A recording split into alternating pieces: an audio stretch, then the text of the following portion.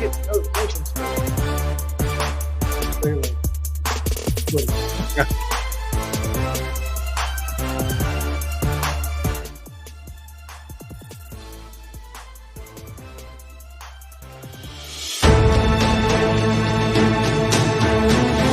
The following is a presentation of Main Street Media, your source for news, sports, and information on Main Street in Middle Tennessee.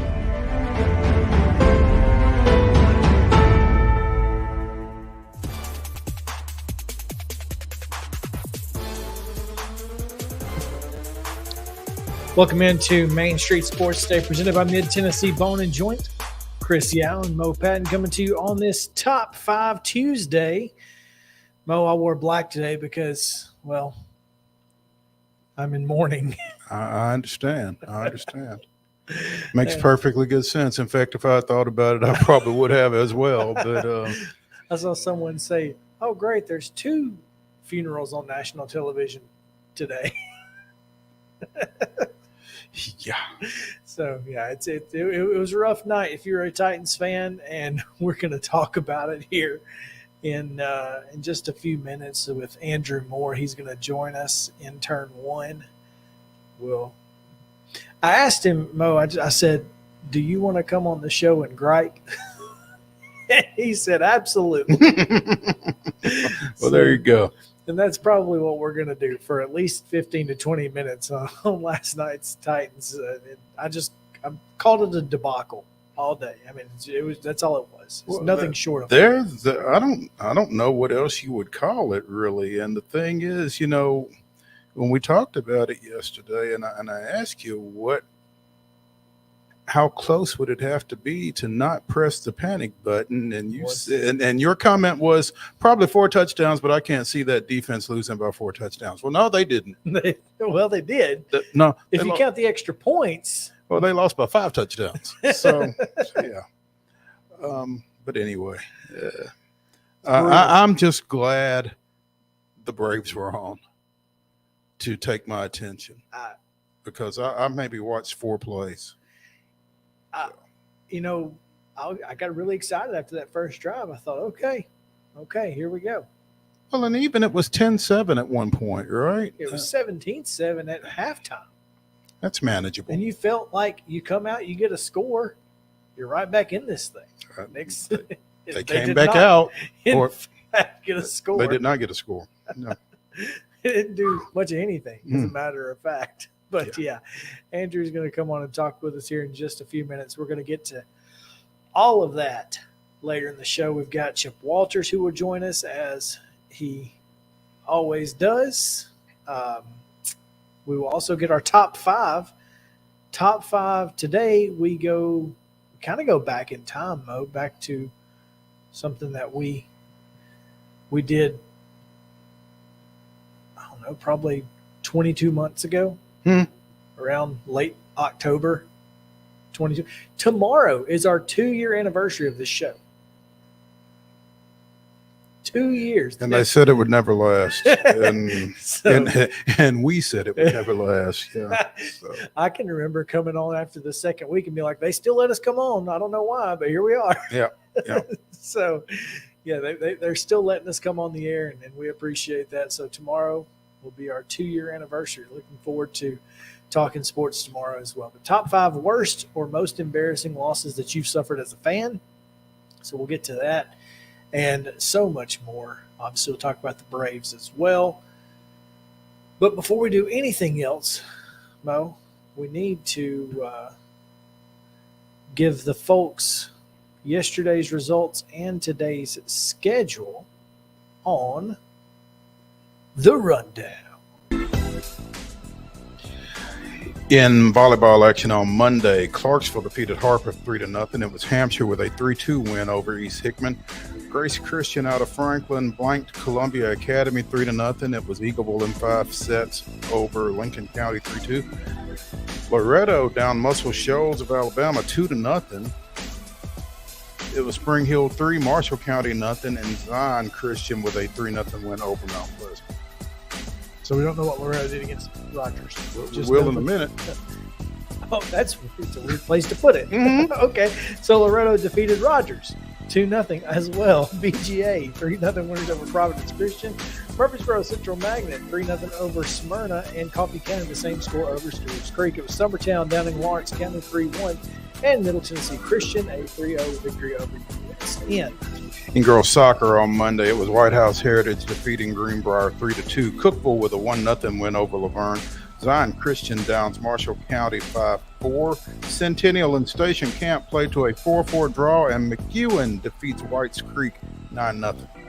In pro baseball action, the Marlins down the Cubs 10-3. Braves 5-2 winners over the Nationals. Nets 7-2 winners over the Brewers. And the Sounds get an 8-6 win over Louisville. In NFL action, the Bills 41, Titans 7, Eagles 24, Vikings 7. Today's volleyball action at 5 o'clock. Hampshire travels to Perry County at 5:15. Pope Prep is at Father Ryan. Webb School is at Columbia Academy at 5:30. Also at 5:30, Valor Collegiate plays at Community. Middle Tennessee Christian hosts Providence Christian, and Ezel Harding takes on visiting Donaldson Christian. At 6 o'clock tonight, it's Culleoka at Eagleville, Harpeth at Hickman County, and Riverdale at Laverne. Murfreesboro Central Magnet will be at Lawrence County also at 6 o'clock. Continuing 6 o'clock starts Lewis County at Mount Pleasant, Oakland hosting Blackman, Rockville at Siegel, and Columbia Central at Spring Hill. Summertown welcomes Loretto. That's always the big one. And at 6:30, it's Stewart's Creek at Smyrna, and at a time unknown, Station Camp at Hendersonville. Check your local listings. Girls soccer this evening. At 4 o'clock, Lawrence County goes south to take on Loretto. It's McGavock at Hillsborough at 4 o'clock. At 4:30, Overton is at Antioch. Also, Father Ryan is at Brentwood Academy.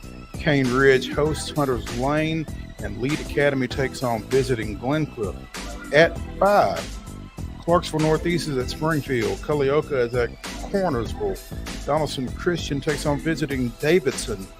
Murfreesboro Central hosts Siegel. Ezel Harding travels to Goodpasture, and Martin Luther King plays at Hillwood. At 5:30, first touch, Franklin Road Academy plays host to Boyd Buchanan, while Smyrna goes to Lebanon. Cheatham County is at home against Waverly at 6 o'clock. And also at 6, Columbia Academy hosting Providence Christian. CPA is at home against Lipscomb Academy. Montgomery Central is at Creekwood. Harpeth Hall at Innsworth. Mount Juliet Christian and Friendship Christian at 6 o'clock as well. Nashville Christian is at Gallatin. Grace Franklin hosts Stewart's Creek. West Creek goes to Henry County, and Zion Christian is at Hickman County. Also at 6 o'clock, Summit goes to Hume Fogg, and I imagine that technically is at West End Middle School. Also at 6 o'clock, East Robertson is at Independence Academy, not Independence High School. White House Heritage goes to Macon County. Wilson Central hosts Mount Juliet. At 6:30, Green Hill is at Valor Collegiate. Spring Hill is at Lincoln County. And Greenbrier hosts Watertown. 7 o'clock, First Touch Beach is at Hendersonville. Fairview goes to Sycamore. Dixon County hosts Columbia Central. White House hosts Portland, and Rossview is at Clarksville that's at 7. All of those were at 7. Pro baseball action, Cubs at Marlins, 5:40. Red Sox at Reds at 5:40. Nationals and Braves at 6:20. And on TBS tonight, you can catch the Brewers hosting the Mets at 6:40. In minor league action, the Nashville Sounds continue their series up in Louisville at 5:35. That is today's rundown.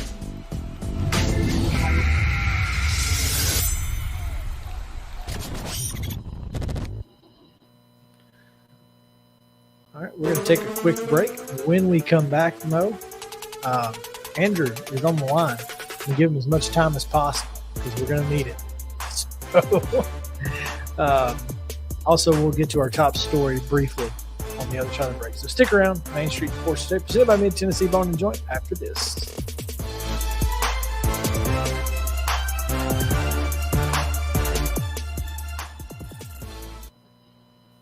Mid-Tennessee Bone & Joint treats your orthopedic injuries and existing conditions. Our trained physicians will get you back in the game faster. Contact us at 931-381-2663 or www.mtbj.net.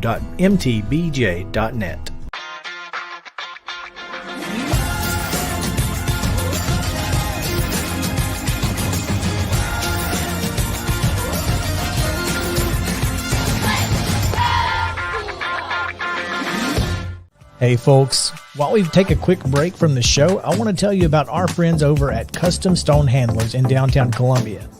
Ed Rich and his team at Custom Stone Handlers believe in leadership. And outside of the military, our greatest leader building platform is sports. Custom Stone Handlers proudly encourages young people to get in the game.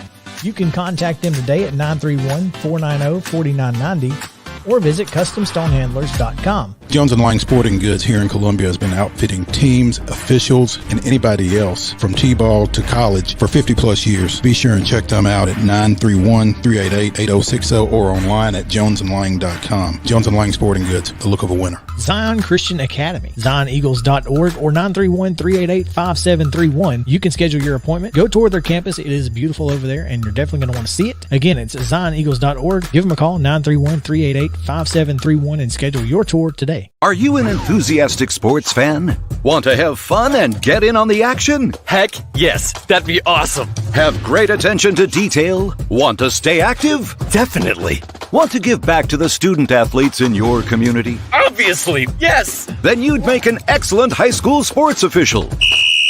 We need more officials in Tennessee. Because with no high school officials, there are no high school sports. Sign up today at highschoolofficials.com. Mid-Tennessee Bone & Joint has been the official sports medicine provider for Maury County Schools for more than 40 years. We specialize in orthopedic injuries, and our Ortho Quick walk-in service lets you bypass the ER. Visit us online at www.mtbj.net.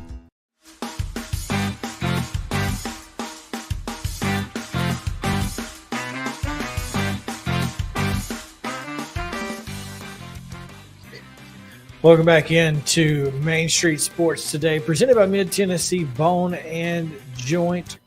Chris Yao alongside Mo Patton, and we are set to be joined by Andrew Moore here in just a few moments. But first, Mo, our top story today, PK Subban, after 13 seasons, has hanging him up. Yeah, and I mean, some of us had probably lost sight of PK once he was traded from the Predators to the Devils, because who sees the Devils? Yeah. But yeah, after 13 years, he decided to shut it down, and it's unfortunate. I think in a league that is. And there's a nice article on Deadspin, actually, that kind of takes this up. But in a league that's kind of devoid of personalities, yeah, PK Subban was one. And as this article in particular points out, the NHL is kind of devoid of personalities, and I think they kind of like it that way. Which is weird. Depending on who the personalities are, maybe. Well, I mean, I think the personalities they want are the guys who are gonna, and they want less of this nowadays, but the guys who are gonna throw down, who are gonna fight, who are the enforcer type guys, and even those are going by the wayside now. Yeah, well, and they kind of need to. I mean, hockey needs to clean up its act along those lines, I think. I mean, you don't need goons, I don't think. Of course, I'm not the biggest hockey fan either, but, this is a guy who did things the right way for the most part, and was certainly in Nashville at the peak of the Predators' performance. He was right in the middle of that Stanley Cup final run, and was a big reason for that, I think. So, but yeah. He announced today that he is done after 13 years, and I think the NHL is probably worse for it. It's unfortunate, but congratulations to him. Let him go out on his own terms. There's always something to be said for that, man, because it ends for everybody. Yep, good for him, and looking forward to what comes next for PK. We wish him the best in retirement. You know who else seems hard to believe. He can't be. How old is he? Yeah, you don't realize it. I mean, he was in the league for 33. Yeah. I mean, it's weird because retiring at 33. Who does that? Come on now. especially when you think about Yarmir Yager, who's still playing today at like 60. So Right. there's that. But yeah, I mean, hey, a lot of folks would like to be retiring at 33, myself included. So, and Way late. But anyway. you know who I would like to wish well in retirement? Just go ahead and say it. You know the answer. Huh? Go ahead and say who you know I'm thinking of. Todd Downing. That's correct, Todd Downing. I would like to wish Todd Downing well in retirement. Except he's not retiring. Well, not of his own accord. Not of anybody else's either, apparently. Apparently not. Coaching changes in the middle of the season are not something Mike Vrabel is prepared to talk about. But I would just like to point him to the 2016 Los Angeles or Oakland Raiders, where they went from 12-4 to 6-10, and everybody got fired. You know, it reminds me of something an old high school principal once said to me when he was talking about the conversation he has with all of his underlings. If it's me or you, It's you. it's you. Every time. So nothing personal, strictly business. Yeah. I know Andrew Moore was probably saying some words way worse than Teresa Walker did in the press conference today. Y'all gonna have to get off Teresa now. Listen, she's taking it really well, so I might as well get my shot in. Well, if Clark Lee can take shots, then I'm going to take one too. Dadgummit. Well, there you go. There you go. That's fair. That's fair. I'll give you that. Andrew Moore joins us now, the former intern here at Main Street Sports Today, and right now it doesn't look like he's at the brewery, so that's probably a good thing, or he stayed there all night. I'm not sure which one. Oh no, I'm here as Okay. always. So That's what I was kind of figuring. You're always there, aren't you? I am. I have no life. Gotcha. Well, I mean, if there's some place you got to be, there's worse places to be. There are worse places to be. It's like I told y'all last night, being here watching the game to get away from people. I don't know if that was a positive or a negative, being here at an empty brewery with a game like last night. You didn't drink up the profits, did you? I'm still standing, so no, not that much. Thank goodness. We're glad to see you still standing today, Andrew. But tell us, just give us your thoughts about on last night, and you know, as a fan, what were you feeling? I don't even know where to start. Actually, yeah, I do. We're going to start with offensive line. If you can't block, you can't run. If you can't block, you can't throw. That was just the biggest glaring, just ugly weakness out of all the negative things that happened last night. That offensive line was a joke. Taylor Lewan going down sounds like he's out the rest of the year, which makes a bad offensive line even worse. That Daly kid that we traded for from Carolina came in and I think whiffed on his first 3 or 4 blocks. Aaron Brewer gets tossed around like a child. And it's actually kind of concerning that your most consistent force on the offensive line is a 3rd-round rookie right tackle who is still going through growing pains and is still making rookie mistakes, but is still, after 2 games, looks to be your strongest offensive lineman. And so, as a result of that, Andrew, do we see our rookie right tackle at left tackle Sunday against LA? You could do that. Las Vegas. You could do that, but then who do you put At right. at right tackle? Dylan Radins has shown that he can't do that. I mean, I guess you tried Daly. Maybe he can't be any worse than he was on the left side than the right. You know, and this kind of just all kind of trickles back to that absolute bust of a pick in Isaiah Wilson. We've spent years. Well, really, I guess you can go back to Jack Conklin trying to replace him. You go through Dennis Kelly, then you draft Isaiah Wilson, then you're going to Radins, who can't even get on the field. I don't know what you do. I really don't. I know what you don't do. You don't sign Dennis Kelly because he's with the Colts. Well, you can't sign Dennis Kelly because he's with the Colts, but he's also not starting on the Colts offensive line that is also pretty pretty pedestrian themselves. So maybe the time of Dennis Kelly has passed. I've seen a lot of fans bring his name up. I don't see how that makes you any better immediately. What can you do? I mean, Well, it's tough. Andrew just laid it all out there. I mean, it all starts up front. Any coach will tell you that. And, you don't hear that until it's not starting up front typically. But Tannehill doesn't have time and Henry doesn't have space if those guys aren't doing what they need to do. and here's, continuing on that, when you have Dylan Radins and you've got an offensive line that's not great, the two most experienced guys you have on the offensive line are Ben Jones and Aaron Brewer, who got called for an offensive face mask last night. But was not terrible in run blocking. The right side of the line was far less worse than the left side, and yet you run 4 toss sweeps to the left, you run your dive trap to the left, and all of those plays lost 4 to 5 yards each time. I don't understand that.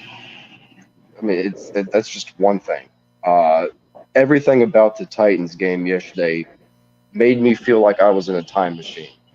The offensive line took me back to 2014. The lack of pass rush took me back to 2020. There being no real receiving threat takes me back to the mid 2000s. And the special teams. Oh my gosh, just as bad as the other two assets of the game. There's just so many things. There's the penalties. We're averaging, I think I heard today, through 2 weeks, 8 penalties a game when we averaged less than 6 for the whole year last year. We're 2 weeks in. We have, I'm being efficient. I wrote this down on a little piece of paper over here. This guy doing show prep. I know, right? 15. There's 15 players through 2 weeks that have already missed time or will miss time. You have names like Taylor Lewan, gone all year. Bud Dupree, don't know how long he's going to be out. Christian Fulton, hopefully not long. But 2 weeks in, you're banged up for a player that has struggled to be healthy the last 2 or 3 years. Dontrell Hilliard, he's supposed to be your change of back, running back, a pass threat out of the backfield. You have Ola Adeni that can't stay healthy, who you really need, who's getting more snaps because Harold Landry's out. And now is going to get even more snaps that Bud Dupree's probably going to be out for a few weeks. He can't stay healthy. Monty Rice, Elijah Molden, Chris Jackson, which I don't know if being healthy helps Chris Jackson in any way. Ugo Amadi, Racy McMath, Lonnie Johnson, Jamarco Jones, Chance Campbell, Kevin Strong. All these players are either going to be out for the year or going to miss time. And on top of that, you have 4 other players that are playing through injuries. Kyle Phillips, Benz Jones, Nate Davis, and Dylan Radins, who somehow got injured but can't get on the field. It doesn't make any sense to me. So you're already 2 weeks in. What is that, 19? I was never good at math. I think that's 19 players I just named off through 2 weeks. But Andrew, they used 91 players and got the number 1 seed last year. Oh man, too bad that it's not last year. That's the unfortunate thing about this. Because you don't have a lot of options that you had last year. And Andrew, obviously you don't know this, and this is a question probably for Mike Vrabel, and he probably wouldn't like to hear it. And probably wouldn't answer it. But at some point, these injuries are not just players getting hurt. Look, I know the injury percentage in the NFL is 100%. I get that. Everyone gets hurt. But for the last 3 years, the Titans have consistently used either the most or second most players in the NFL. At what point is this on your strength and conditioning program? Well, that started all the way back game 1, 2018. You lose Delaney Walker, you lose Taylor Lewan, Marcus Mariota has the nerve issue. I mean, the injury issue has been a problem since Mike Vrabel took over this football team. Why? What's the I problem? no idea. I wish I knew. As a Tennessee fan, Mo, the Butch Jones era, this is almost exactly what we saw during the Butch Jones era, and it hasn't been a problem since, and it wasn't a problem before. Mm-hmm. So to me, that points to the coaching staff or the staff at some level. Mm-hmm. That's where I am.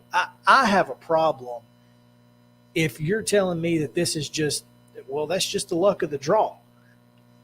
But nobody else is drawing quite like the Titans. Exactly. Yeah, that's a heck of a point, and I had not really considered that. But yeah, when you've got, again, when you use 91 players in a season, 86 the year before, you know, in 2020, why do you have so many injuries? Still, what's the problem?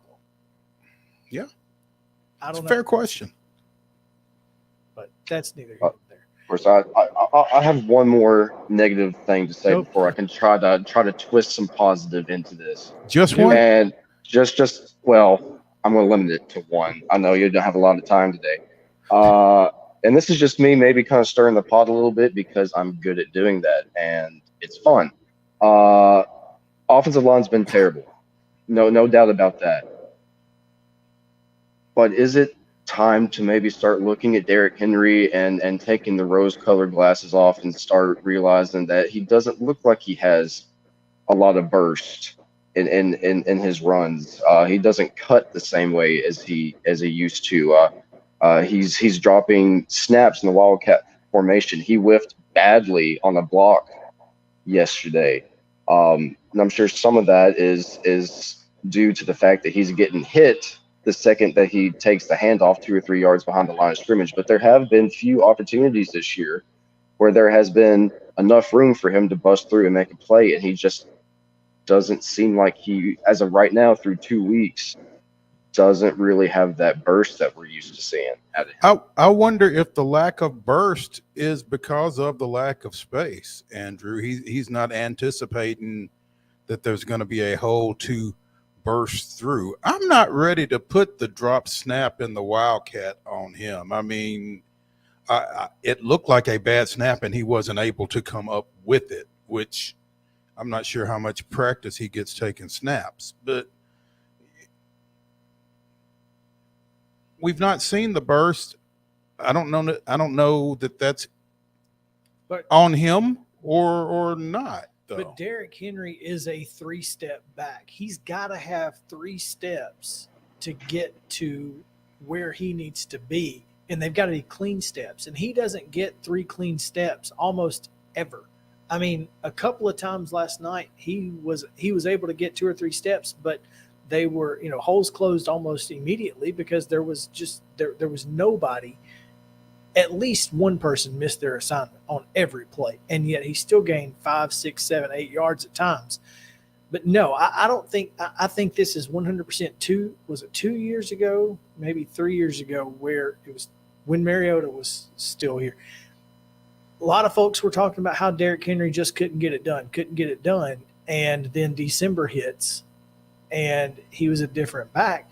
Well, the difference is that when you have Derrick Henry getting the ball 25 times a game and he gets 3 steps consistently, eventually he's going to be Derrick Henry. These 10-yard games that he has occasionally almost never are his fault. So no, I don't think think Derrick Henry is the problem. It's just a fun little topic, some food for thought. It's definitely food for thought. It's a great discussion, but I don't think it's him. I think any running back can look pedestrian behind a less than good offensive line, and I'd say that's where the Titans are right now, less than good up front. So, but there are a few silver linings in all of this. Go back to 2018. The season started off terribly. That 7.5-hour game in Miami where you just felt like the season was over before it began. 2020, or was it 2021 last year against the Cardinals? It got absolutely destroyed. Felt like the season was going to go in a negative direction. There's been many times the seasons under Mike Vrabel haven't just started the way that we wanted them to, but we have still consistently found a way to right things and get back to the level of competition that we're used to seeing this team play. The division, they all suck. The Colts are absolutely horrible. Jacksonville, they're leading the division, I guess, as we speak right now. But they've beat a Colts team that's already bad, who they always beat in Jacksonville. I think they're going almost on 10 straight years of beating Indy in Jacksonville. Houston, still not a good team. Cincinnati, 0-2. They're not looking too good. Not Oakland, but Las Vegas, who you have next week, 0-2. Don't look that good. Denver couldn't beat Seattle with Geno Smith and struggled to beat a bad Texans team. These are all teams that we're playing this year. So there's still time. There's 15 games left. But it does kind of see after 2 weeks, it looks like after 2 weeks that in the AFC it's Buffalo and then everybody else way on behind. And good luck, Kansas City. Even. I mean, listen, and I said it last night. This Buffalo is Super Bowl or bust, and it's win the Super Bowl or bust for this team. Oh yeah, I mean when you take what they already had and then you bring Von Miller in on top of it, I mean they got who was the Giants coach that said he's pushing all his chips into the middle of the table? I mean that's where they are right now. Yep. They are all in on this year, and good for them. Good for them for recognizing their window and reacting accordingly, because not every team does. No doubt there. I will say the other game last night, how about Jalen Hurts? That kid. How about this? And I saw this tweeted a little bit ago. 3-0,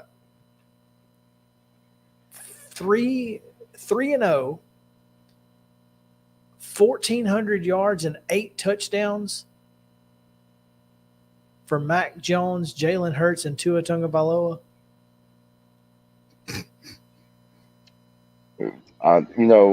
Roll Tide QBU, huh? Jeez. Yeah, okay. I will admit, because I've been very down on Jalen Hurts for a long time, partially because I, up to the last 2 games, didn't think he was that good of a quarterback. Also, one of my best friends is an Eagles fan. You just love to get them riled up, which has actually come back and has shot me in the foot. They're also not easy to deal with on the flip side. I'm happy for him. He's surprised me. The Eagles are looking like, through 2 games, like a really good team. Having 2 bona fide star wideouts helps. Having a good offensive line helps. Having good tight ends helps. And I'm sure having a good offensive coordinator also helps with success. Something that we don't really know anything about the last 2 years. So I'm not really on the hashtag fired Todd Downing train that much today, which just kind of shows you how bad overall the team was yesterday, that I'm actually ignoring the fact that I want to get rid of Todd Downing and move on to somebody else. It was just all 3 parts of the game, defense, offense, special teams, just bad. A good play caller can work around his weaknesses. Now, again, I understand the offensive line from left to right was all bad, but you certainly cannot run toss sweeps to the left. You cannot do that. I don't think it's a good idea to roll a package out there where your options are Jeff Swain, Torrey Carter, and Cody Hollister. That doesn't sound like a recipe for success either. That doesn't make any sense. So, again, Todd Downing can leave Nashville or he can take a different job on the team, because he's a great quarterback coach. He really is. He's a really good quarterback coach. He's just not a good play caller. He was a solid tight end coach as well. So sometimes certain players are good in certain roles, and it's the same for coaches. Certain coaches are good for certain roles, and it's clear through 20 games here, another 16 in Vegas/Oakland, that Todd Downing is not a good offensive coordinator. I absolutely. Yeah, agree with that. there was a track record there that indicated that. This is my point. It's not like we didn't. Todd Downing It's not like all of a is- sudden he got bad. Todd Downing is who we thought he was. Yeah. I'm just saying. Anyway, Andrew, we appreciate it as always. Hopefully, throughout the season, we can have you on and talk more positively after a couple wins. How's that? Sounds good, but number 11, go Big Orange. I'm all in on college football right now. That's right. Big weekend. Big weekend. All right. We'll talk to you later, man. Thank you. Thanks, guys. Appreciate it. We are going to take another quick break here, Mo. We've got some college football coaching carousel already starting. So what's next for Arizona State and Nebraska? And I don't know if you saw this. I don't know if you've heard this, Mo. Scott Frost's final days in Lincoln were absolutely wild. Dead man walking wild or what? At least a couple of shocking things that were reported to university management and Trev Alberts. So stick around. You're going to want to hear it.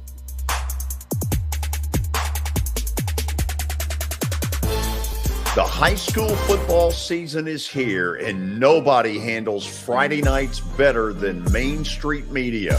Here's Zach Womble with details. That's the name of the game here at Main Street Media and Main Street Preps. Is we've been doing this for a long time now, and I think you hit on it. We've got an army of reporters across all of Middle Tennessee. I think there's about 130 schools in the Middle Tennessee area, and we try to cover all of them. We cover about 11, 12 counties at this point. And those Friday night shows, it's we're gonna show that off. We're gonna showcase the talent that we have on the field with reporters across several mid-state games on the weekly basis. So whether you're in Williamson County, whether you're in Giles County or Murray County or Montgomery or Robertson or anywhere in between, we're gonna have you covered from 6 to 11. Friday Night Live is presented by the Tennessee Highway Safety Office, where fans don't let fans drive drunk.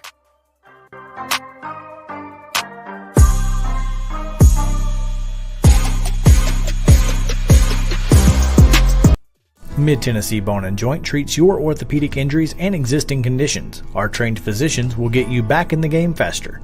Contact us at 931-381-2663 or www.mtbj.net.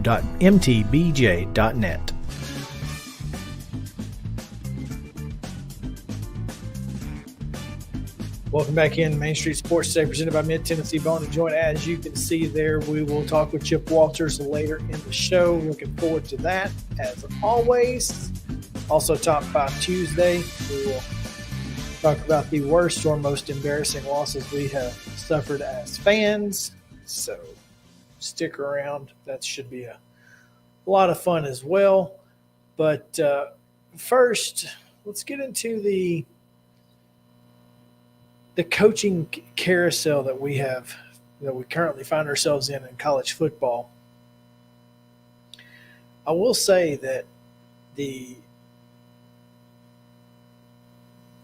folks that are on my friends list on Facebook have certainly been adamantly talking up Bill O'Brien for the Nebraska job. Is he still in the Saban rehabilitation program? He's the OC. Okay. And was last year. Folks just not loving Bill O'Brien as a play caller either, apparently. Yeah, it's funny. They don't love Bill O'Brien as a play caller. They didn't love Lane Kiffin as a play caller. They loved Lane. Did they? Lane and Sark, they were very happy with. Really? Yes. They were very sad to see Lane Kiffin go. Is that because he was going to Ole Miss or because he went to Oh, that's right. He went Atlantic. to Florida Atlantic first. Yeah, my bad. that's the thing is there have been 2 play callers that they didn't love. O'Brien and who? Dable, who's not so bad after all up in up in New York. But yeah, Brian Dable and Bill O'Brien, they were ready to get out as quickly as they could get them out.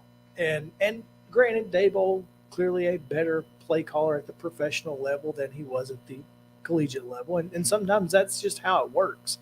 But Bill O'Brien is a guy who has taken a program that was literally in shambles and won 8 ball games with them. Mm-hmm. So he might, and in the Big Ten at that. So is Bill O'Brien an option for Nebraska? Does Bill O'Brien want Nebraska? And if he wants to be a head coach. But see, that's part of the problem for a lot of guys. I mean, you want to be a head coach wherever there's an opening instead of getting someplace that you can be successful necessarily. I mean, is the head coach all that's wrong at Nebraska? Well, let me just tell you, I think it has a lot to do with it. Here are some of the things that I have heard. Again, this is all hearsay, so please, this is none of this is actual fact that I have verified firsthand. But this is what I've been told and what I have heard. Mm-hmm. The golf team at Nebraska went to Trev Alberts and said, The golf team. Okay. Said, Scott Frost is using the simulator so much we can't even practice. Just him and his buddies drinking, using the simulator in the facility. He would not show up to practice or coaches meetings, just an hour and a half late to practices and meetings. As recently or as far back as, I mean, what was I'm the not window sure for when all this started. Because here's the thing. Once his season started with that debacle in Ireland, he knew he was dead man walking. Had to. Okay, but he didn't do all of this in a week. Well, they didn't go to Trev Alberts in 1 week and say, dude's just not showing up anymore. yeah. And I don't know how long it was going on, but I mean, this dude was like, he was checked out. Well, and how, again, Scott Frost should have been fired at the end of last season. Sure. And how, as AD, do you not know that your football coach has checked out without somebody else coming and tell you?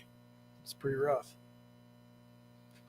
So my thought here is that if Bill O'Brien can win 8 games in the mess that was Penn State that year, in the world of the transfer portal, he could probably be pretty good pretty quick. Yeah. I'm not sure where Nebraska is in the hierarchy right now in terms of kids wanting to get somewhere coming out of the transfer portal. The same thing that doesn't make Nebraska necessarily attractive coming out of high school probably doesn't make them attractive coming out of the transfer portal. I don't know. There's a lot of dynamics there that I don't have the answers to, obviously. But no, I'm not. I'm just saying that if I'm Bill O'Brien, I feel like Nebraska is a place that I can do what I did at Penn State. Because one, that division is terrible. Terrible. yeah, that's definitely the less competitive of the 2 divisions in the Big Ten. So I think he's an option. I think he's an option. Now for Arizona State, we've talked about Brian Harsin and we've talked about some others, but I don't think Brian Harsin is an actual option right now. One, because he has a job. But who has that stopped? I'm just saying I don't know that he's going to have a job that long. I'm trying to look for Pete Thamel's tweet, and here we go. Names for Arizona State: Brian Harsin, Kalani Sitake, Jonathan Smith. Oh, well, stop. Kalani Sitake's not leaving BYU. I don't know why you would, but especially for Arizona State. Mm-hmm. Jonathan Smith, I don't even know. I'm not familiar with that. That's such a normal name. You're not, you know what I mean? Like John Smith. He's the head coach at Oregon State. Well, I don't really know why you'd go from one bad Pac-12 program to another, other than it's warmer. I guess climate could Maybe that's it. And he's making 2.4 to be cold and wet. Yeah. So, anyway, go ahead. Tom Herman. I don't think that's happening now that Houston's going to the Big 12. Troy Calhoun. And At Air Force? Yeah, which would be interesting. Well, here's the thing there. If he hasn't left after all this time, I don't know why he's going to leave now. Yeah. Of course, a lot of people, including myself, said that about who's the guy that finally went from Boise to Washington? Oh, Steve Peterson. Chris Peterson. Chris Peterson, yeah. I mean, so maybe Arizona State is his dream job or something. I don't know. I've never heard that, but Charles Huff. Another hot name. Yeah, I mean, you beat Notre Dame, and Notre Dame, you're going to get some. You're going to be a name for. You're going to get some love. What did they do last week though? They won. I just don't know who that. Didn't they? No, they lost to Bowling Green in overtime. Oh, never mind then. Oof, that's rough. At Bowling Green. Still. Right. Matt Ince at North Dakota State. Not leaving. Sean Lewis. And I don't know who Sean Lewis is off the top of my head. I've got him right here, though. He is at Kent State. Bill O'Brien, Todd Monken, Alex Grinch. Alex Grinch. Is he still at Oklahoma? I'm not sure, because with everybody no, he's at USC now. So he went with Yeah. Lincoln Riley. And finally, Derek Mason, who, if you call people in Nashville, he's probably not getting the job. Well, and I said this when Derek Mason left Vanderbilt. I don't know that we know if Derek Mason can coach or not, just because of what he had or didn't have to work with at Vanderbilt. Well, Arizona State's probably a better program than Vanderbilt, just in terms of everything. I'm just going off of what we've been told on this show from media members, other media members. Derek Mason left this place in shambles. And honestly, I mean, I don't know who you call to find that information out, but I don't know that Derek Mason's getting another head coaching job if anybody calls anybody in Nashville.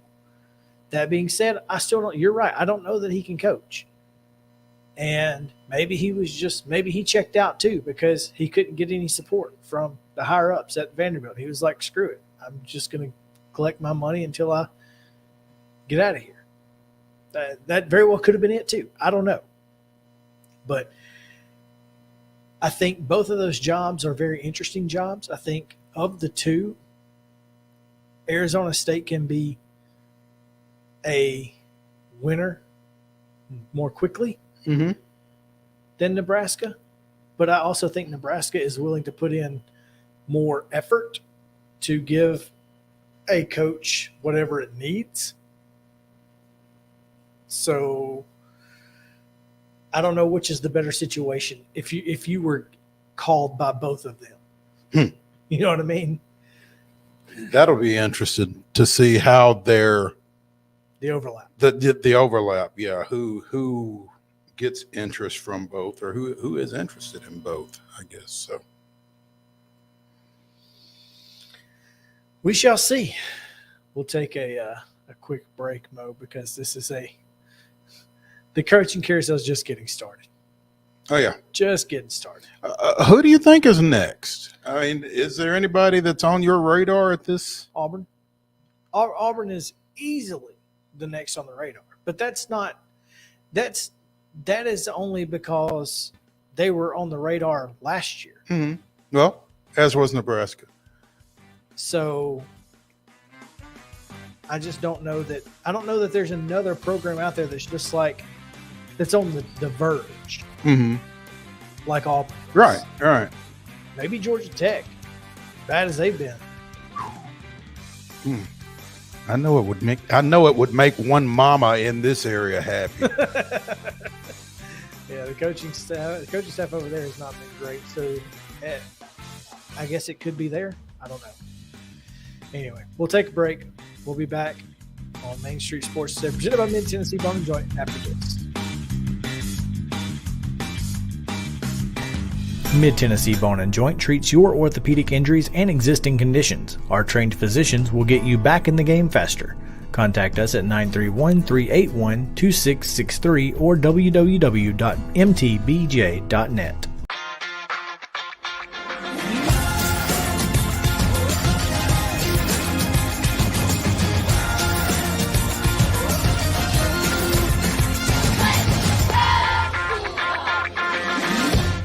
Hey folks, while we take a quick break from the show, I want to tell you about our friends over at Custom Stone Handlers in downtown Columbia. Ed Rich and his team at Custom Stone Handlers believe in leadership. And outside of the military, our greatest leader building platform is sports. Custom Stone Handlers proudly encourages young people to get in the game. You can contact them today at 931-490-4990 or visit CustomStonehandlers.com. Jones & Lang Sporting Goods here in Columbia has been outfitting teams, officials, and anybody else from T-ball to college for 50-plus years. Be sure and check them out at 931-388-8060 or online at jonesandlang.com. Jones & Lang Sporting Goods, the look of a winner. Zion Christian Academy, ZionEagles.org or 931-388-5731. You can schedule your appointment. Go tour their campus. It is beautiful over there, and you're definitely going to want to see it. Again, it's ZionEagles.org. Give them a call, 931-388-5731, and schedule your tour today. A game without a crowd is just a scrimmage. A performance without an audience is just a rehearsal. Without your presence, high school sports and the performing arts aren't possible. Ensure that these essential extracurricular activities continue to enrich the lives of students in Tennessee. Purchase a ticket to your local high school's game or performance. This message presented by the TSSAA. Mid-Tennessee Bone and Joint has been the official sports medicine provider for Murray County Schools for more than 40 years. We specialize in orthopedic injuries, and our Ortho Quick walk-in service lets you bypass the ER. Visit us online at www.mtbj.net.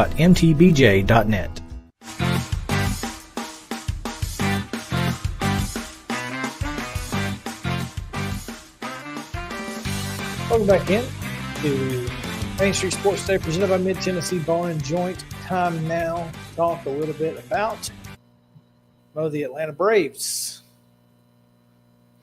Less stressful than the other game that was televised locally last night. Not that it takes a whole lot.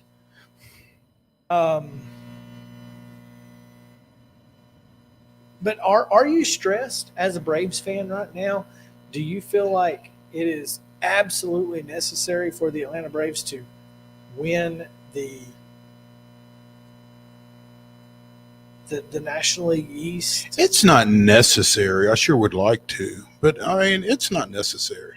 I don't think. I think once you get in, you got a shot. Now, I mean, there's probably going to be a difference in terms of home field advantage and that kind of thing that goes with the number 4 seed versus the number 2 seed, but I don't think it's necessary. I think when this team plays at their optimum, pitching, offense, defense, they can win on the road. They've shown they can win on the road. They've shown they can beat good people on the road.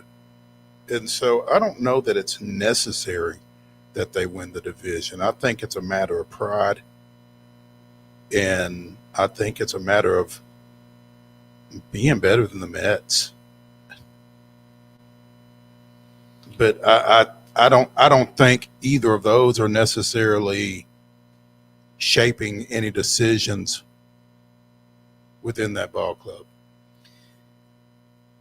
If you end up in the wild card, how much studying of what Dave Roberts did last year do you do if you're Brian Snitker?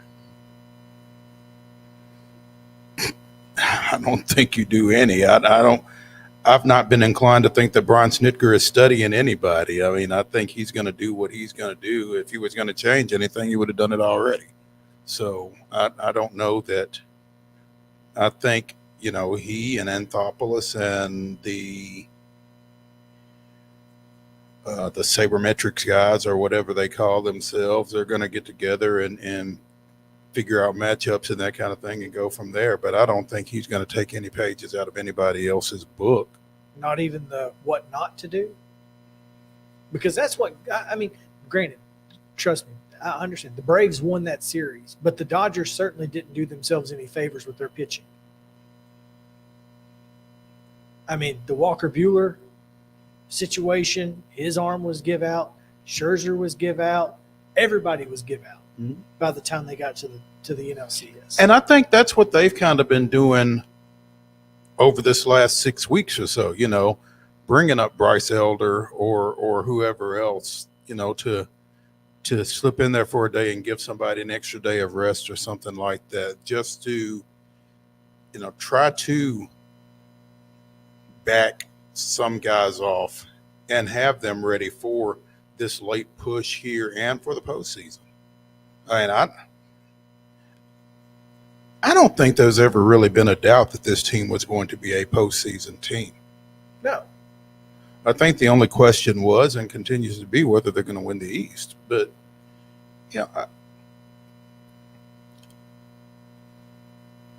I'm not a big metrics guy, but I don't necessarily know. I mean, it's an eye test thing to me. Who's pitching well, who's not?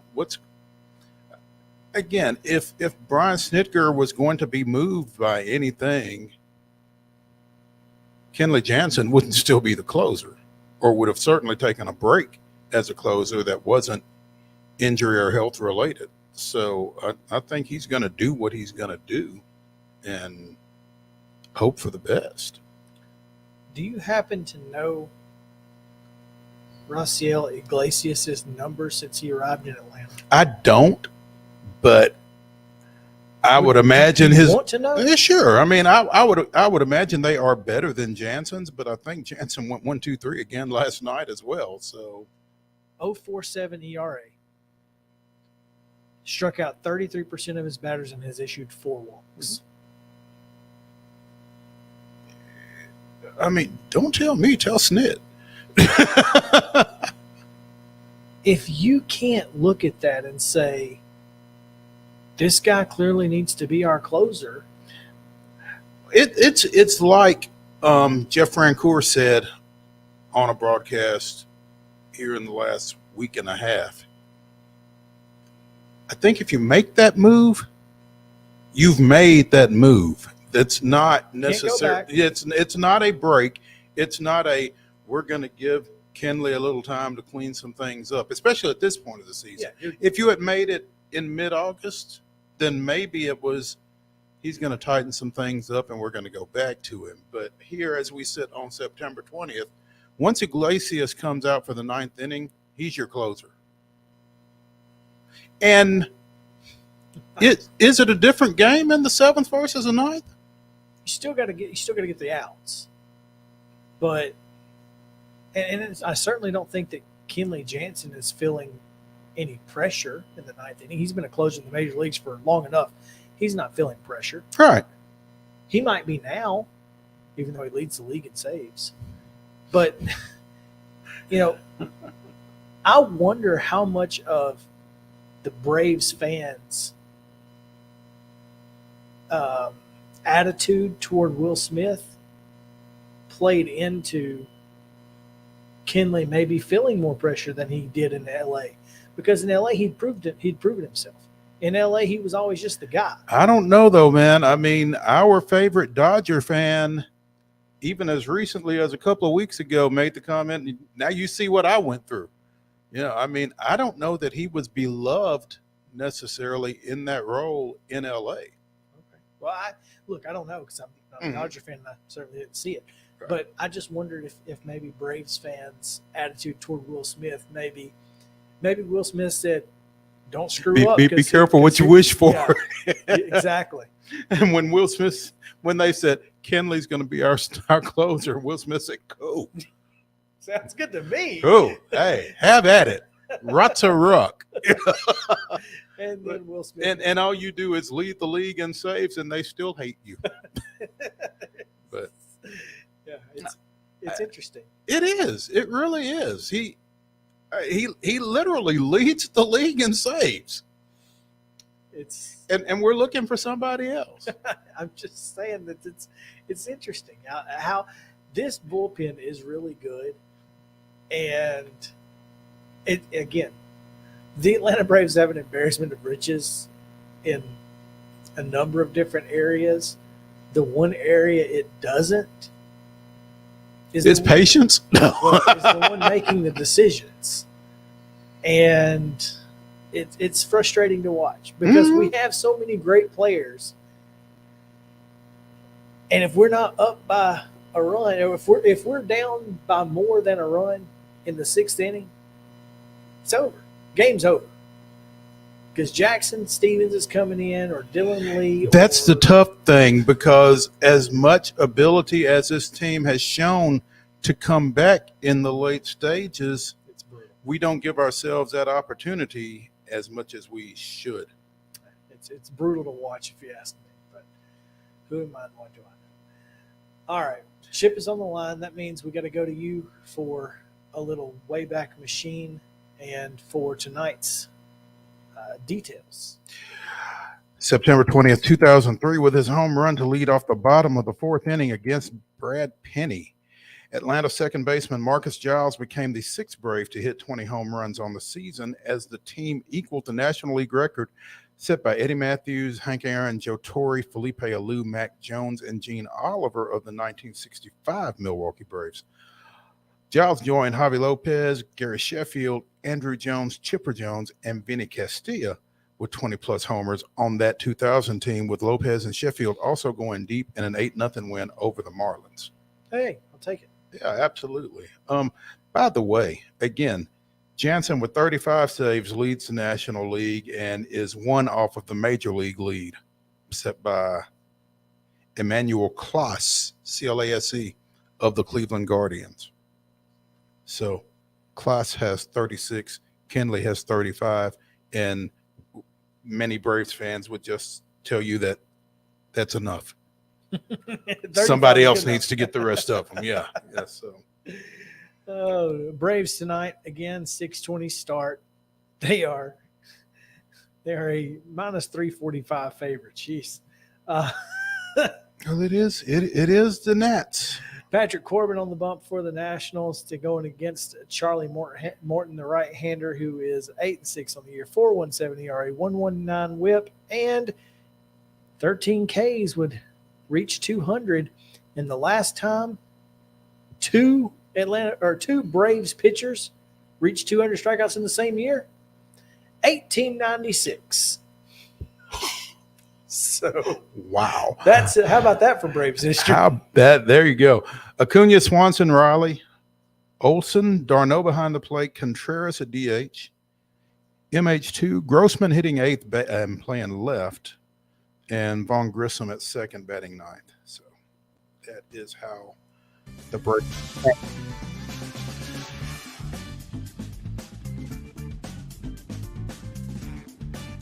Sports Day with Chip Walters, so stick around. This is Chris Yao with Main Street Sports Today. Every show, Mo Patton and I welcome friends from all across the sports landscape, from high school coaches and reporters to national, college, and pro sports personalities. You never know who might stop by for a chat. AP Tennessee sports editor, three-time Tennessee Sports Writer of the Year 2020 TSWA Hall of Famer. She covers the Titans, the Predators, the Grizzlies, college football, and hoops. Please make welcome Teresa Walker. Former University of Tennessee, former Team USA Olympian, ex-Cy Young Award winner, R.A. Dickey. R.A., did I miss anything? Man, that was sweet. Yeah, I need to listen to that before I go to bed every night. That was nice. Has 5 sports Emmys. That's not bad for the other guy in Wham, Ryan McGee. The other guy in Wham married the best looking girl in Bananarama, so the other guy in Wham had a pretty good life. From preps to pros, we're taking on the sports topics you care about. Tune in across Main Street Media social platforms at 2 p.m. or on demand on your podcast distribution platform of choice.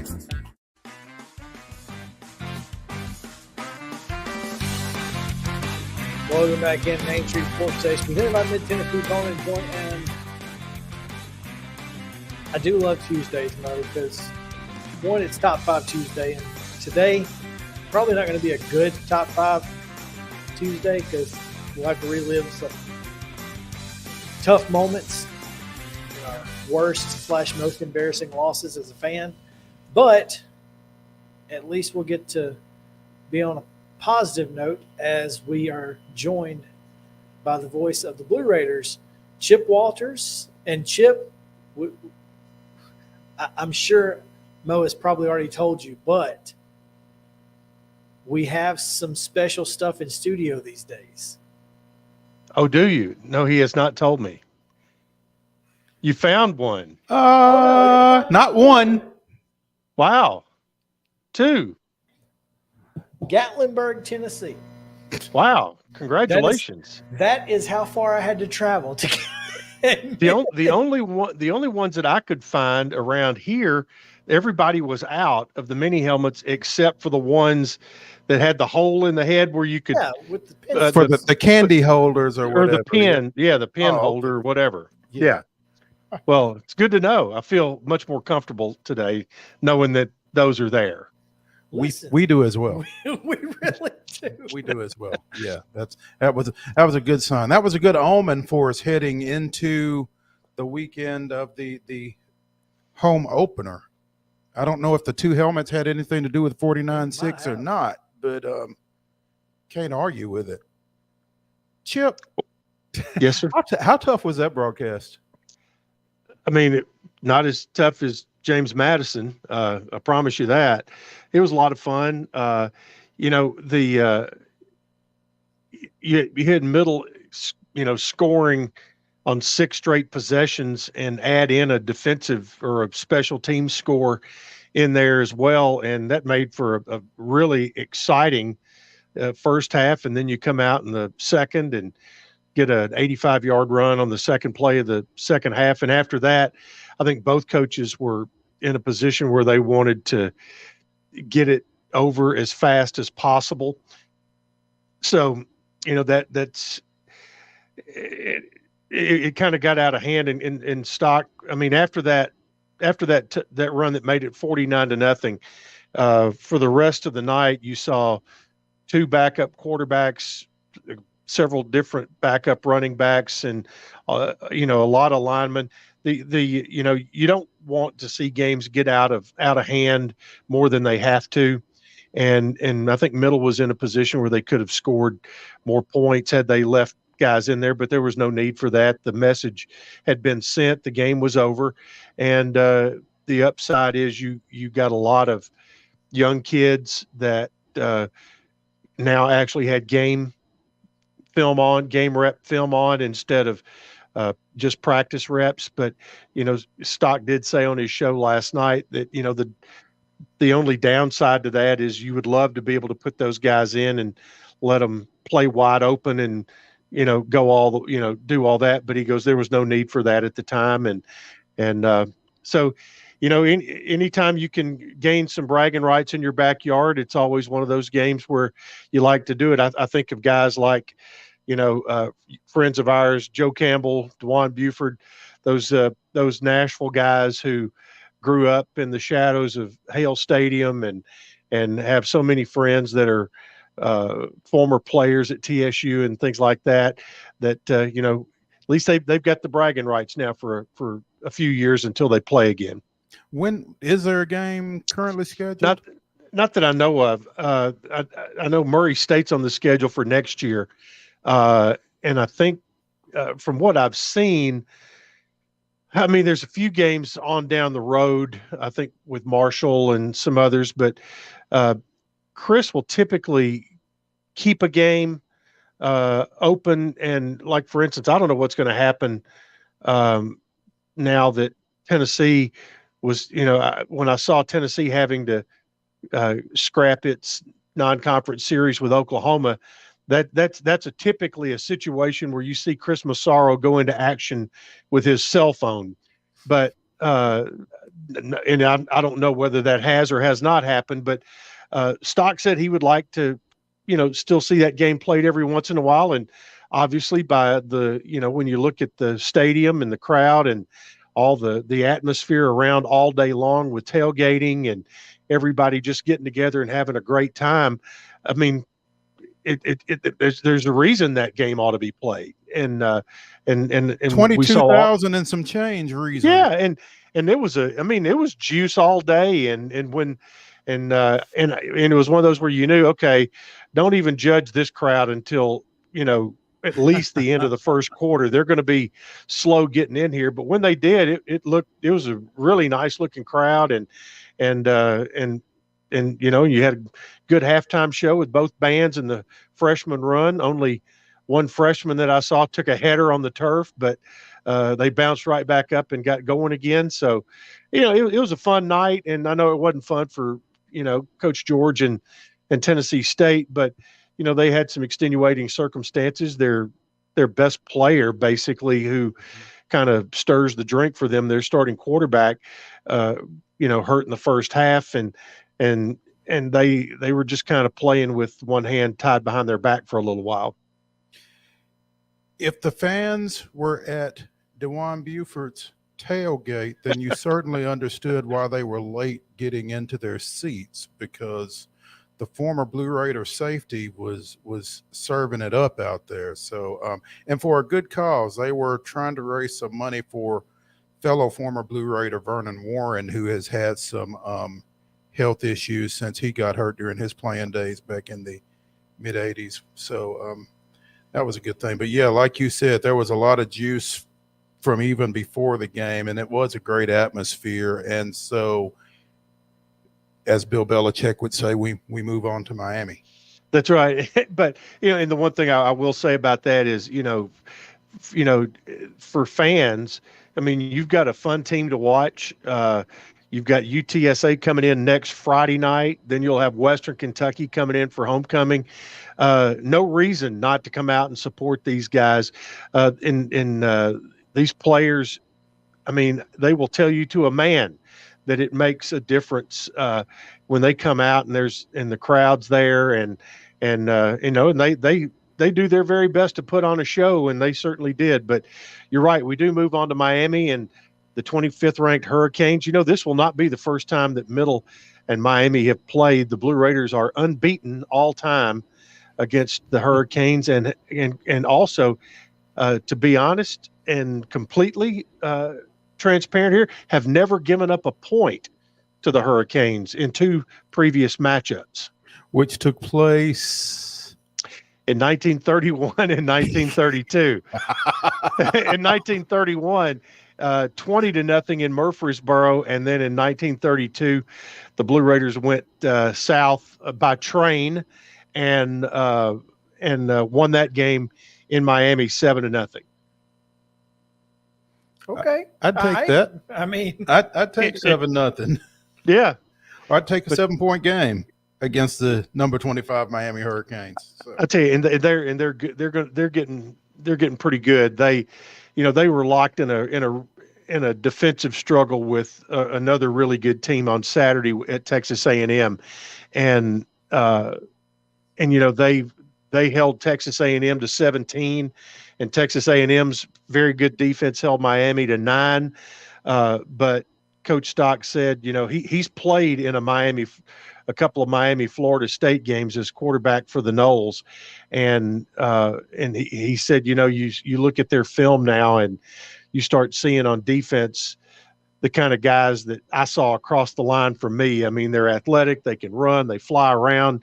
And he talks about that Miami mystique and the way that they built their teams back in those days when Howard Schnellenberger was the first guy, to take safeties and make them linebackers, and to take linebackers and making those guys defensive ends, and just kind of changing the way that you played defense and applied pressure. And Mario Cristobal is all about that. He was a former lineman for the Hurricanes and understands that culture and understands that, the toughness and the swagger that Miami can play with. And now in his first year back as head coach there, that's his goal. Chip, I just, wanted to kind of go back into the rest of MTSU's week. It's kind of getting into the groove of things now. You've got football's in full swing, volleyball's in full swing. You got everything going on. What is the mood like on campus right now? Is everybody just kind of getting back into it? And now that they've got their classes settled, and obviously a lot of folks at the ball game and the students were apparently wild and into it. Seems like MTSU as a whole is feeling pretty good this week. Well, it is. It has to feel good, and it was family weekend, so you had, in addition to students, you had a lot of their families there, and a lot of activities prior to the game. But I think they had to leave with a good taste in their mouth, and hopefully that means they'll be back on next Friday night. Volleyball, you hope that they get those students in particular get the opportunity to discover how good college volleyball can be. And Middle's playing really well right now. They're 10-3, which is the best start in years for them. Soccer has been steady. Lost a home game to Vandy, and so they play typically a tougher schedule in the preseason. Now they're getting into conference play. Lost at UAB over the weekend, but now you'll start seeing that come into the forefront as they start having their regular weekend matches as well. So it is that time of year, and Coach Jerry Myers has got the baseball guys out, and they'll have their fall series coming up sometime next month. So it'll be interesting to take a look at those guys also. Well, one of the reasons I say that is because the blackout game is Friday the 30th, and that seems to be always one of those times that anytime you can get your football games on a night that commuter schools are typically still have kids on campus, that's always good. And as a JSU guy, I know this.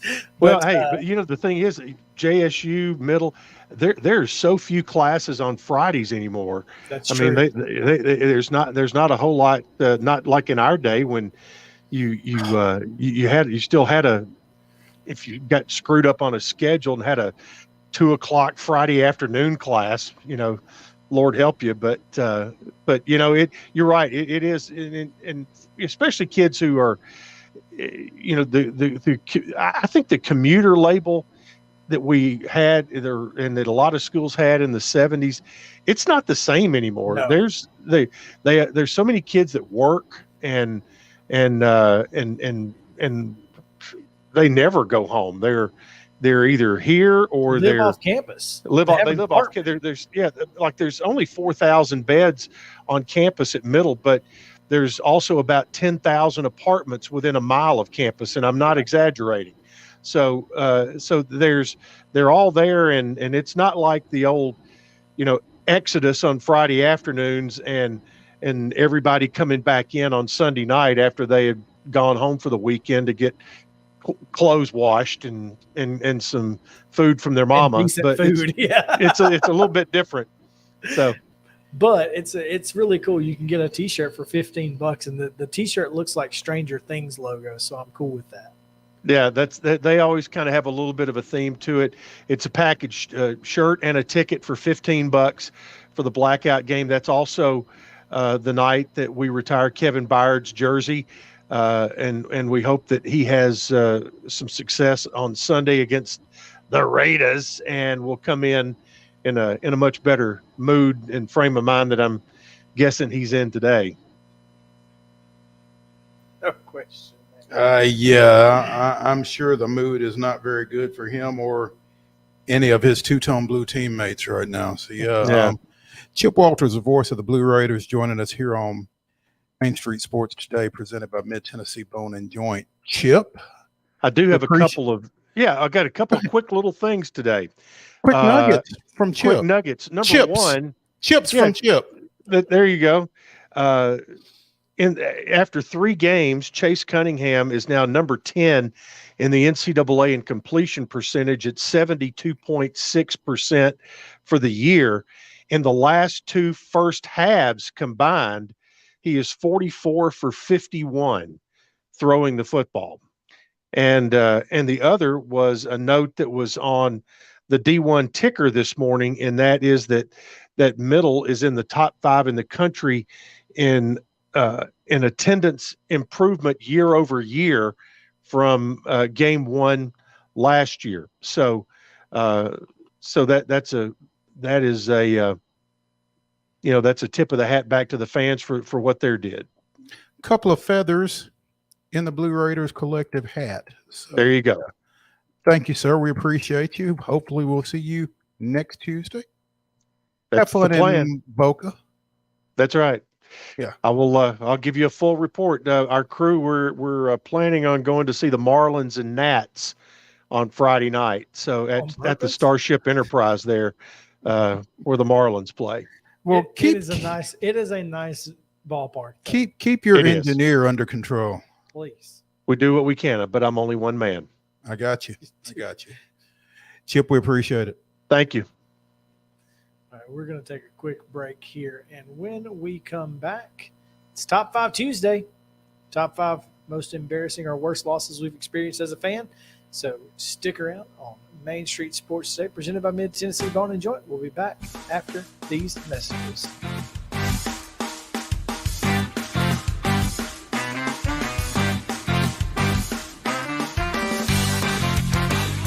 This is attorney Bart Durham, and this is me. I'm Aaliyah. Keeping in good physical condition is really important to me. But when I had a wreck with a tractor-trailer truck that hurt my legs so bad I couldn't work for almost a year, I knew I needed a lawyer that understood tractor-trailer cases. So I called Bart. Bart gets millions of dollars for his clients every year. At Bart Durham Injury Law, we've handled hundreds of tractor-trailer cases. My dad and I want to help. Give us a call at 615-242-9000. Mid-Tennessee Bone and Joint treats your orthopedic injuries and existing conditions. Our trained physicians will get you back in the game faster. Contact us at 931-381-2663 or www.mtbj.net.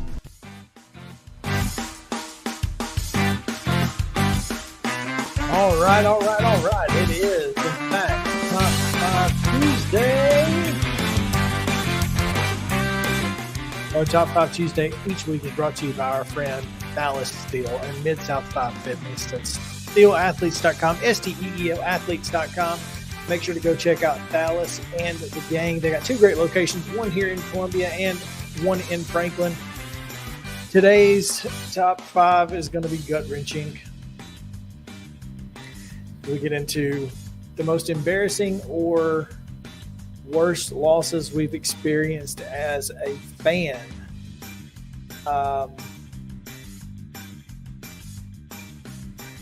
Interesting, because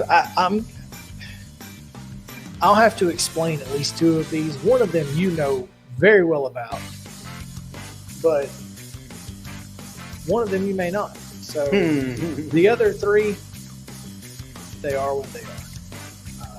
You'll know them pretty quick. So we'll start with number 5. And my number 5,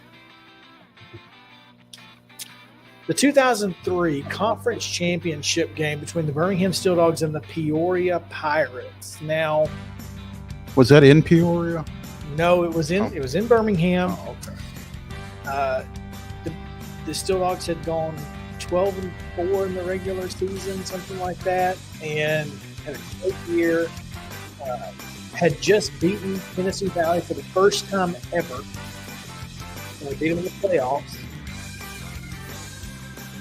Matt Pike was the quarterback for the Peoria Pirates. Dude had cornrows and was a jerk. But of course, I was a jerk too. I mean, I was like 16 at the time, right? So, I mean, I was just being a jerk kid. And they beat our absolute brains. And I think the score was like 72-30 or something. And about midway through the third quarter, while we're getting beat by 5 touchdowns, the announcer announces that Florida had beat whoever they played in the American Conference, which meant whoever won that game was going to host the Arena Cup. Turned out to be Peoria, huh? Turned out to be Peoria. Florida ended up winning it, though, and beating the Pirates in the championship. But, yeah, that one was tough for me. 70-something to 30-something, that conference championship game. Brutal. My number 5... it's not embarrassing, man. Then it's just bad. Titans Rams Super Bowl 34, 23-16. Everybody knows the way that played out. It's just, yeah. I mean, again, these are not necessarily most embarrassing, but they could be most embarrassing. These are the worst losses that you've experienced as a fan. Yeah, and I was a little bit of a fan. I was a little bit of a journalist. I was actually covering that game. But just the way this community had rallied around that team in its first year in the new stadium and everything, it would have been really nice to cap it off. As long as you're there, you might as well win. Yeah. And it did not. Where is he? Sorry, Kevin.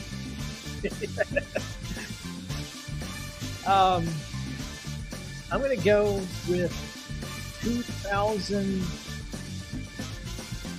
I can't remember, was it 3 or 4 when Tennessee's going in for the go-ahead touchdown and ball gets knocked out of his hands and goes out of the end zone for a touchback, and they lose to Alabama 6-3. Is it 03 or 04? I don't remember. Do you know what I'm talking about, though? Yeah. Okay, I mean, he's going in. He's around the right end, and then maybe Roman Harper. Wouldn't that be something? Quite possibly. With the hit on the ball, and it goes out the back of the end zone, touchback, Alabama wins 6-3. That one hurt, because that ended the streak. Mm-hmm. That ended the 7-game win streak. So I guess it was 03. Because 02 would have been the 7 wins. Yeah. So 03. There you go. There you go. That was a tough one for me, because I was watching it with a bunch of my buddies who were obviously all around. My number 4, another Titans loss. Not last night, but the 19-16 debacle last year against Cincinnati.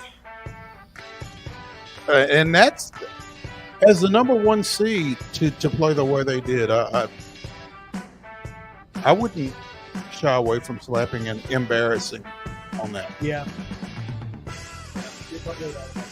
Yeah. I would say the Chiefs lost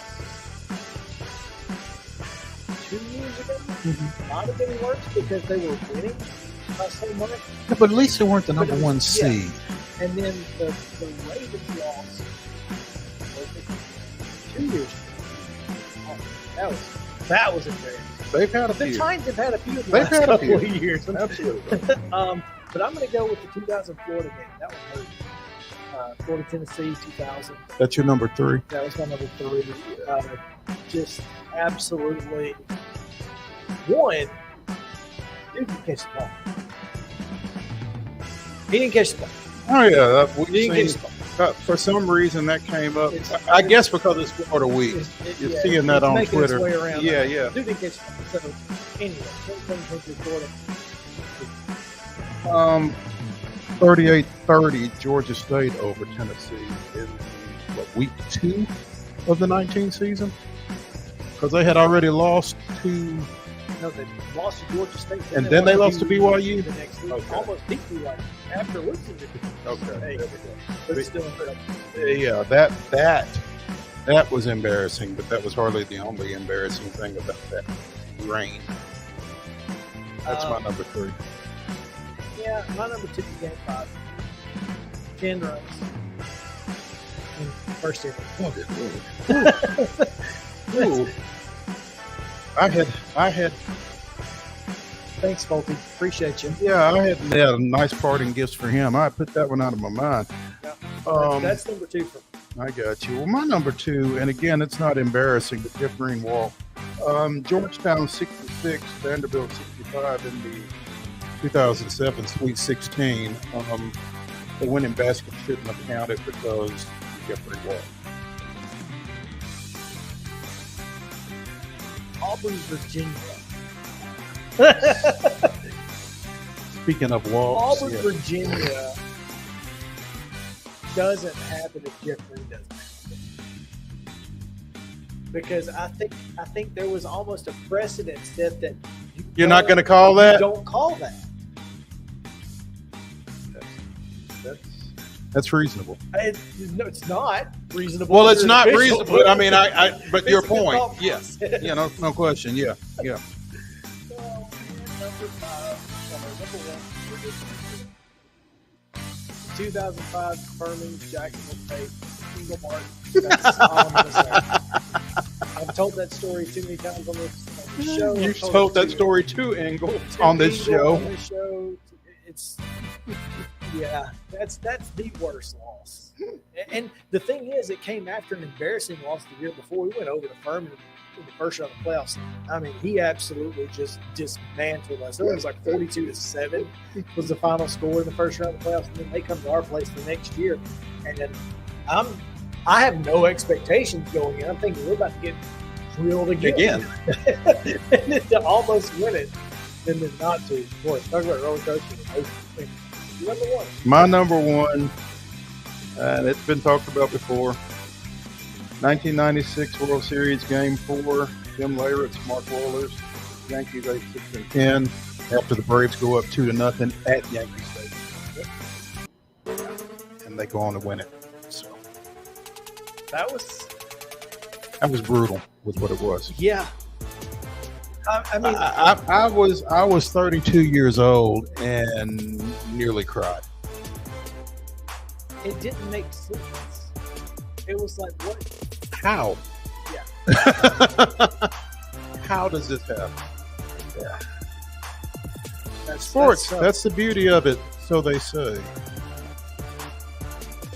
The only thing that you can give your allegiance to is a preteen and let it ruin the rest of your life. Yeah. So, unless I guess you're a fan of like Duke, basketball, Alabama football, Patriots, and whatever. And to those folks who are fans of all of those, kudos. Yeah, good for you. Yeah. Anyway, all right, come back tomorrow. Main Street Sports Today is presented by Mid-Tennessee Bar and Joint. Top 5 Tuesdays presented by Mid-South 5 Fitness. We appreciate that with Still Athletes and all of his support of Main Street Sports Today. We will be back tomorrow. We will have Heather Williams. We will talk about game day is in Knoxville this weekend. Who should be the guest picker? We'll give you some options tomorrow. So come back 2:00. Street Sports Today. Have a good one.